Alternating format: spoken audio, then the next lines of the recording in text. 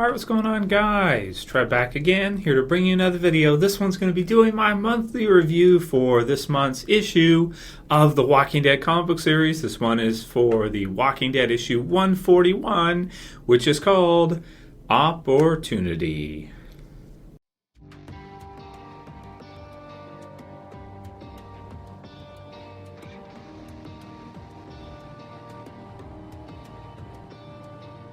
All right, man. So spoiler warning for anyone who has not read this issue yet. 141 Opportunity, man. I've just been loving the Walking Dead comic book series so much lately. It's crazy.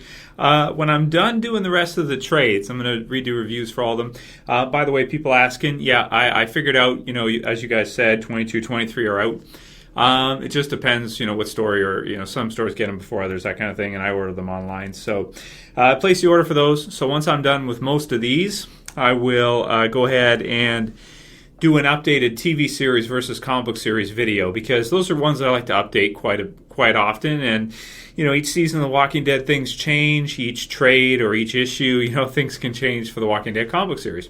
So I think that'll be fun. We'll do that pretty soon, probably within a couple weeks. So another video I want to do after reading this one is, holy shit, after seeing the time skip, does Dwight ever look exactly like Daryl? That's the thing, like, when I started reading it first and you see the arrow hit, and I'm like, oh shit, it's Dwight, this is going to be cool. And then we see him, and you see the hair, and I was like, oh my god, it's freaking Daryl, man, that's who it is. Like, it's Daryl with a different crossbow, and his face has been burnt, right, by the iron. That's what it is. He's even got the vest. He's got like a vest with like parts and stuff. Now, it's not exactly the same as Daryl's usual kind of vest. It doesn't have the wings in the back or anything. But if you think of wings, saviors, it does make sense. So really excited to see what they do with that. Should be another video that I'll be doing probably pretty soon, and might give my theory and thoughts on what's going to happen with that. And in the next few seasons, that could be really good.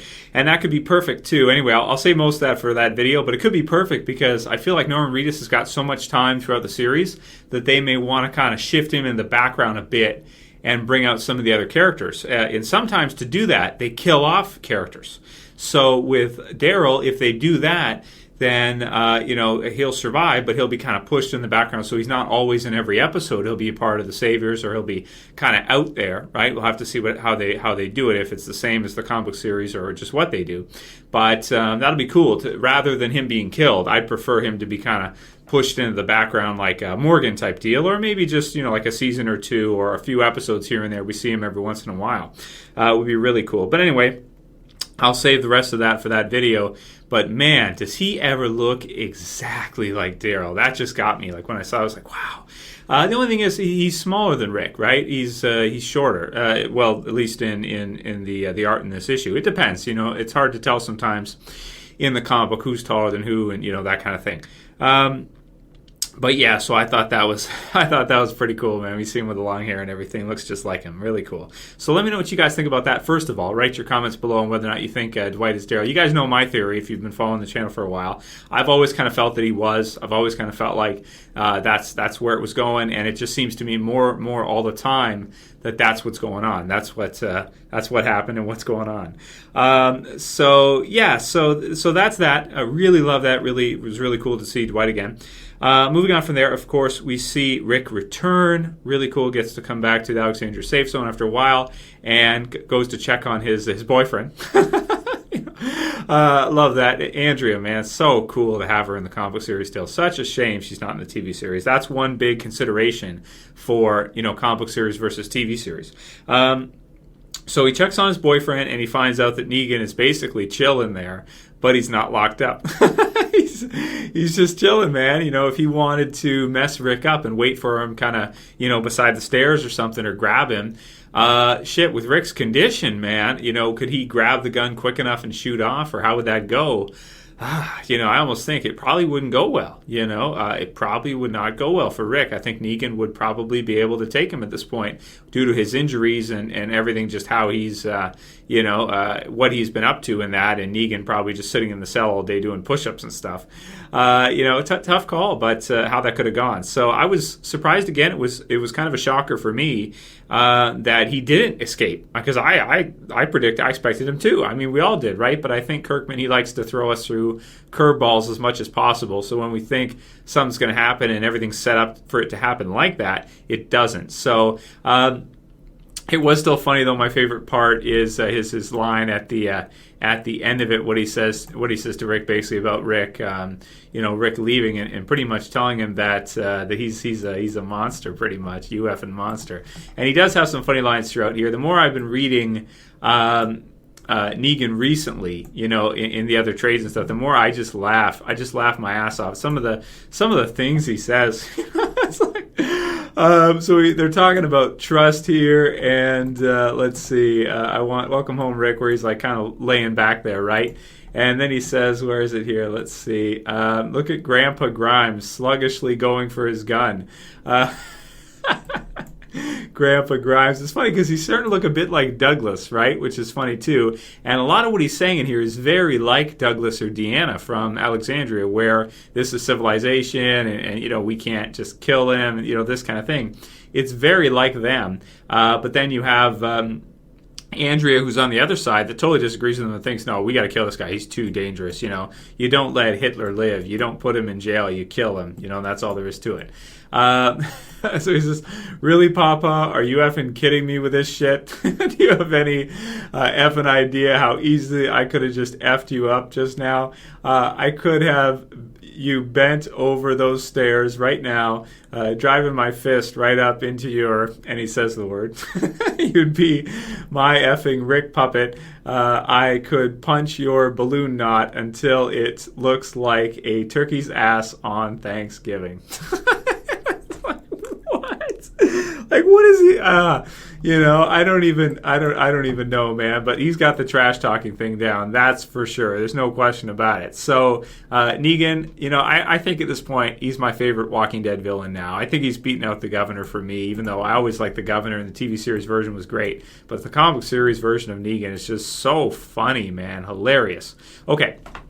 So we go on through, we find out that Eugene and Rosita, they're having a baby, right? So that's really cool. I liked to see that. It makes sense. That's what happens in downtime after. Of course, we had Maggie in that, and, when they start to feel more safe, it's going to happen. So really, really cool stuff going all the way through to the quote with Andrea. So he says, so basically they're arguing between what to do with Negan. Andrea wants to just kill him, says not too late, we could just do it, we could just kill him. Rick disagrees and tries to explain it like this, and he says at the end of it, we're civilized people. If we ever lose that, if we ever go back to how it was before, kill to survive, all that, that's when all this starts to fall apart. And this was one of the best transitions ever, because right after that, of course, you see, and again, I like this because you have different locations, right? You guys know my thoughts on that. I like The Walking Dead to have different spots similar to Game of Thrones, but I like it even more when they have different positions with different things happening. And you see the Hilltop and Gregory's face, and he's hung. Oh man, what a great splash page. Maggie's looking up at him, and she doesn't look too upset. Everybody else there is like holy shit, and then she says it's done. Cut him down, and she walks through. She's got her fists clenched, right, like that, and she's kind of worked up by it. And you've got some of the people looking at her like this. Oh man, so awesome. So. Oh, that's so. I just love the transition and just the difference between how Rick sees things, and then him saying like it all starts to fall apart. So possibly foreshadowing, seeing what's going to happen with Maggie. Maybe he's right. I guess we'll have to see how the people of the Hilltop react. But yeah, if they feel suppressed, or if they feel like Maggie is more like kind of a tyrant of a leader, killing people, hanging people, doing this kind of thing, even though he did try to poison her and kill her and it failed. How are they going to react to that? Is there going to be an uprising in the Hilltop? Is there going to be, some kind of civil war there, with a certain amount of the group that liked Gregory? Now he's dead, trying to get back at Maggie, or is everyone going to stay in line? I tend to think definitely we got to see something big happen there. So really great issue, man. A lot of stuff happening because we've had some slower issues lately. Not that that's bad because we're having a new beginning, that whole trade, the whole storyline of new things starting up, new things happening, and the stuff with Gregory building up the hill. It's been exciting with the poison and that and wondering what's going to happen and whether they're going to kill Maggie. At a point, I thought they were going to, but, I like this a lot too, and I'm just really excited to see. And, of course, you've got the Carl stuff out there too. So, again, you've got a really worldwide approach for The Walking Dead of different locations, different things happening at different spots. And I just really, really love it a lot. It's amazing, man. And to me, that's like, a worldwide type, well, maybe not worldwide, but more of a macro, spread apart story. And I like that better when you get a better sense of you've got a more diverse story happening with a larger kind of palette to work with. And he can use that to kind of craft some awesome, dynamics and for us to see some really cool things happening from a macro view rather than a micro. Survivors are all in one central spot, and that's all that's happening. Kind of like the episode "Them" from season 5. Everybody's just right there, and that's all we have for the story. I love when you have different things happening, different locations at the same time, and I love it so much, man. So in terms of score for this issue, I love the issue. I'm going to give it a perfect 10 out of 10. It's a perfect issue. This is what The Walking Dead is. Unpredictable, really had great big death with Gregory, and really wondering where Kirkman's going to go with it. Where is he going to? How can you can't predict where he's going to go with it? I try to do predictions, and some people bash me because of my predictions. But it's like, okay, well, you try doing them. You create a channel, or a blog, and you write all your predictions out for everything you think is going to happen next, and let's see how accurate you are. Right? Exactly. It's not that easy. It's really not that easy to know where he's going with this. You can't, basically.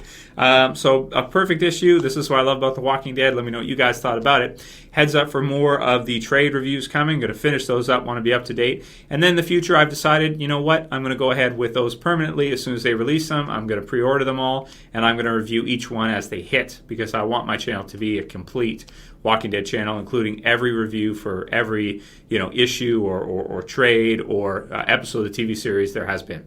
Let me know what you guys think about all that, what you thought of this issue. If you want to see predictions for what I think is going to happen next in the Walking Dead comic book series, let me know. I can try.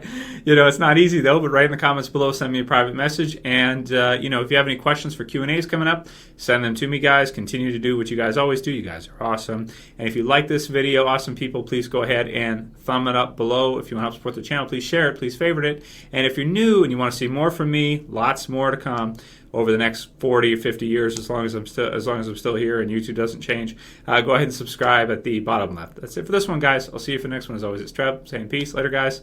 See ya.